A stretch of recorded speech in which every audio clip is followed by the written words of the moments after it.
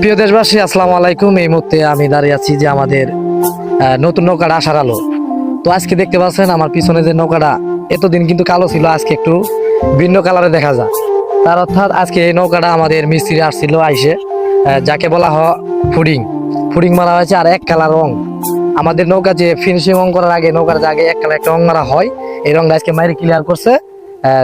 আবার ইনশাল্লাহ আগামীকাল থেকে আপনার ডিজাইনের কালার হবে, বিভিন্ন ধরনের কালার হবে। তবে এখন এক কালার রং মারি দিয়ে আপনি পুরোটা ফিনিশিং করছে।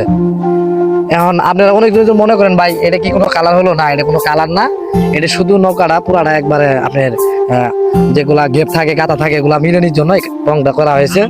আর কিছুক্ষণ আগে মিস্ত্রি চলে গেছে, আমি আসছিলাম মিস্ত্রির সাথে কথা বলতে, মিস্ত্রির সাথে দেখা হয় নাই। তবে ইনশাল্লাহ আগামীকাল নৌকা রং করার জন্য মিস্ত্রি আসবে নৌকার কাজে। আমি ইনশাল্লাহ মিস্ত্রির সাথে কথা বলবো, সেই মিস্ত্রি কতগুলো নৌকা এই পর্যন্ত রং করছে আর জামালপুর জেলাতে কতগুলা গড়া নৌকা রং করছে তার কাছে আমরা সাক্ষাৎকার নিব। সবাই ভালো থাকবেন, সুস্থ থাকবেন, আর এই ভিডিওটা শেয়ার